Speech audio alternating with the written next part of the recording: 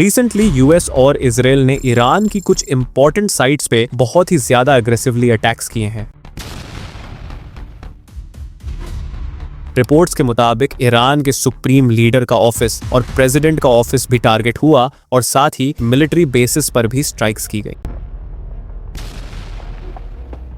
Another report के according Israeli strikes ने शजरा Taiba girls elementary school को डायरेक्टली हिट किया। इस अटैक में अब तक 108 लोगों की डेथ रिपोर्ट की गई है, जो इस पूरे कॉन्फ्लिक्ट के सबसे डेडली सिविलियन इंसिडेंट्स में से एक बन चुका है। जहां तक पहली स्ट्राइक्स की बात थी, उसके बाद तब सिचुएशन और ज्यादा सीरियस हो गई जब ईरान के कैपिटल सिटी तेहरान से लगातार एक्सप्लोजन्स की रिपोर्ट्स आना शुरू हुई। ईरानियन मीडिया के मुताबिक सिटी के इंपॉर्टेंट एरियाज जैसे जमहूरी स्क्वायर और हसन आबाद स्क्वायर के ऊपर धुआं उठता हुआ देखा गया था। बीबीसी की वेरीफाई की हुई फुटेज के मुताबिक एक्सप्लोजन्स सुप्रीम लीडर के कंपाउंड के सिर्फ 1 किलोमीटर के डिस्टेंस पर भी हुए हैं, मींस के अली खामेनेई के लीडरशिप हाउस के बहुत ज्यादा करीब। कुछ टाइम के बाद अगेन अटैक्स शुरू हो गए। ऑफिशियल्स के मुताबिक संडे मॉर्निंग लोकल टाइम पर another wave of strikes launch की गई। उसके बाद सिचुएशन ने और ड्रामेटिक टर्न तब लिया जब यूएस प्रेसिडेंट डोनाल्ड ट्रंप ने अनाउंस किया कि एक massive joint US Israel military operation में ईरानी supreme leader Ali Khamenei reportedly कत्ल हो गए हैं। Iran's formerly supreme leader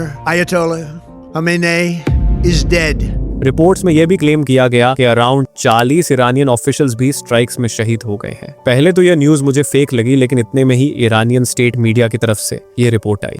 रहबर Muazzam इन्क़िलाब इस्लामी हज़रत आयतुल्लाह अल-उज़्मा इमाम खामेनेई बिफ़ैज़ बुज़ुर्ग शहादत रसीद। ईरानियन स्टेट मीडिया ने ऑफिशियली कंफर्म कर दिया है कि ईरान के supreme leader Ali Khamenei Israeli US joint attack में अपने ऑफिस के अंदर ही शहीद हो गए हैं। पहले इस बात को लेकर कंफ्यूजन चल रही थी। कुछ रिपोर्ट्स कह रही थी कि वो सेफ हैं और बैटलफील्ड को कमांड कर रहे हैं, लेकिन संडे को ईरानियन एजेंसीज ने उनकी डेथ कंफर्म की है। रिपोर्ट्स के मुताबिक अटैक सैटरडे अर्ली मॉर्निंग में हुआ जब वो अपने ऑफिशियल कॉम्पाउंड में मौजूद थे और अपनी ड्यूटीज परफॉर्म कर रहे थे। स्ट्राइक इतनी प्रिसाइज थी कि उनका ऑफिस डायरेक्टली हिट हुआ था। सैटेलाइट इमेजेस में तेहरान के लीडरशिप कॉम्पाउंड से ब्लैक स्मोक उठती हुई नजर आई है और मल्टीपल बिल्डिंग्स हेवीली डैमेज्ड दिखाई दी गई। यूएस प्रेसिडेंट डोनाल्ड ट्रंप ने अपने ट्रुथ सोशल प्लेटफॉर्म पर एक पोस्ट भी की जिस पर लिखा हुआ था कि खामेनेई एडवांस्ड इंटेलिजेंस और हाईली सोफिस्टिकेटेड ट्रैकिंग सिस्टम से बच नहीं पाए। उनके मुताबिक इजराइल के साथ क्लोज कोऑर्डिनेशन में किए गए इस ऑपरेशन के दौरान न सिर्फ खामेनेई बल्कि उनके साथ मौजूद कई और सीनियर लीडर्स भी टारगेट हुए हैं।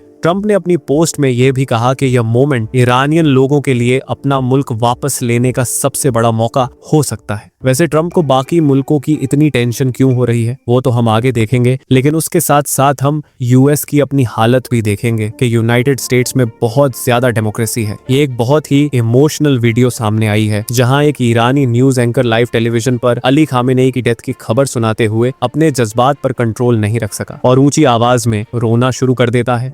मुस्लिमीन हजरत आयतुल्लाह अल-उज़्मा Sayyed Ali Hosseini Khamenei. Studio के अंदर से भी लोगों के रोने की आवाजें सुनाई दे रही हैं, जिससे पूरा माहौल बहुत ही ज्यादा इमोशनल महसूस होता है। ये होता है लीडर। न्यूज एंकर तक जिनको कोई परवाह नहीं होती है, उन्होंने बस न्यूज देनी होती है और फिर वापस चले जाना होता है, वो तक रो रहे हैं। ईरान के फॉरेन मिनिस्टर अब्बास अरगची ने अटैक की फोटो शेयर करते हुए कहा कि स्कूल कंप्लीटली डिस्ट्रॉय हो गया है और इनोसेंट चिल्ड्रंस इसमें मारे गए। उन्होंने वार्निंग दी है कि यह अटैक बिना जवाब के नहीं रहेगा, यानी रिटेलिएशन जरूर होगी और ईरान रिटेलिएट करता भी है, जिसको मैंने आगे कंप्लीट एक्सप्लेन किया है। वीडियो पूरी देखिएगा, आपको समझ आ जाएगी। अटैक्स के फौरन बाद अमेरिकन डॉग भी टीवी पर आता है और कुछ ये कहता है, सुनिए जरा। חיסלנו את הצורר חמינאי וגם בכירים רבים במשטר הטרור. חיסלנו את הרודן הישן והרודן החדש מוג'תבא.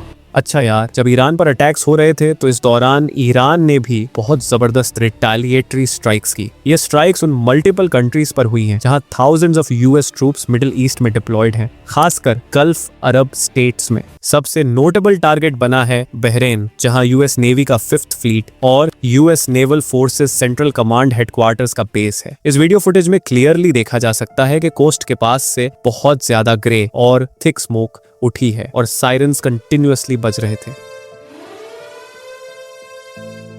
इसके अलावा रीसेंट रिपोर्ट्स और वेरीफाइड वीडियोस के मुताबिक दुबई में भी ईरानियन रिटेलिएटरी स्ट्राइक्स का इम्पैक्ट दिखाई दिया है। ये वीडियो जो होटल के सामने वाली बिल्डिंग से रिकॉर्ड की गई है उसमें क्लियरली दिख रहा है कि एक्सप्लोजन के मोमेंट में बहुत बड़ा ऑरेंज फायर बॉल उठा है और काफी ज्यादा नुकसान हुआ है। इसके अलावा जॉर्डन भी डायरेक्टली इम्पैक्ट में आ गया है। जॉर्डेनियन मिलिट्री ऑफिशियल के मुताबिक उनकी फोर्सेस ने सैटरडे को 2 बैलिस्टिक मिसाइल शूट डाउन किए थे जो जॉर्डन की टेरिटरी पर टारगेट हो रहे थे, लेकिन ये क्लियर नहीं है कि मिसाइल्स कहां से लॉन्च हुए हैं। एंड कुवैत में भी कई यूएस बेसिस हैं। रीसेंट अपडेट्स के मुताबिक कुवैत की डिफेंस फोर्सेस ने भी सैटरडे को मिसाइल्स इंटरसेप्ट किए थे जो एयर बेस को टारगेट कर रहे थे। कतर में भी सिचुएशन काफी टेंस हो गई है। लेटेस्ट रिपोर्ट्स के मुताबिक सेंट्रल दोहा और अल उदैद के पास एक्सप्लोजन सुनाई दिए गए थे और गल्फ स्टेट ने कंफर्म किया है कि ईरानी मिसाइल अटैक उनकी टेरिटरी पर भी टारगेट हुआ है। अच्छा, यहाँ पर एक बड़ा ही इंटरेस्टिंग पॉइंट मिला है इजराइल का कि आखिर इजराइल में क्या हो रहा है।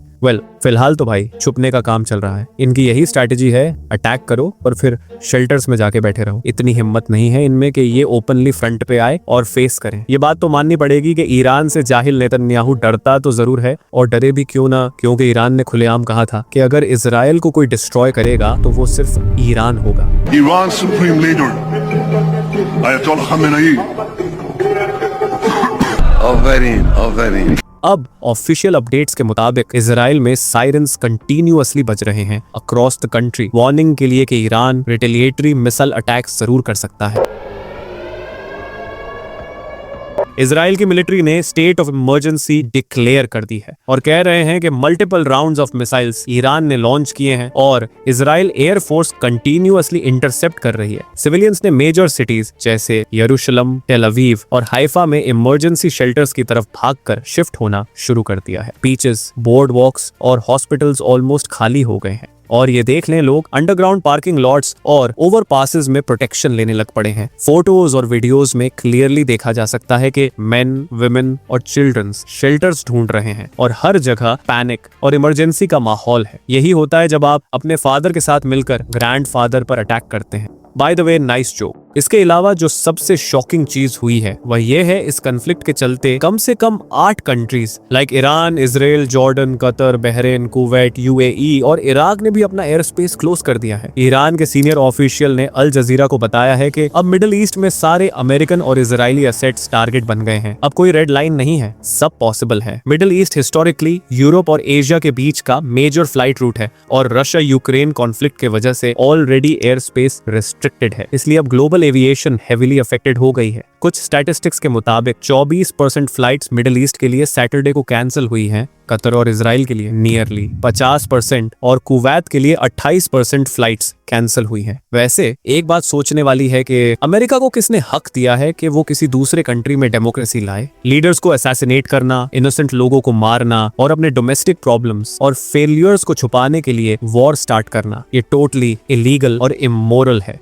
कहते हैं कि हमें ईरान के लोगों की फिक्र है कि वो डिक्टेटरशिप में जी रहे हैं, इसलिए हमने ये अटैक किया। भाई, ट्रंप अपने लोगों को कंफ्यूज या पागल बना सकता है, पर पूरी दुनिया जानती है कि इसके पीछे सिर्फ नेशनल इंटरेस्ट और ईगो का खेल है, लोगों की केयर नहीं। ट्रंप अपने मुल्क की हालत एक दफा शो करवाएं लोगों को।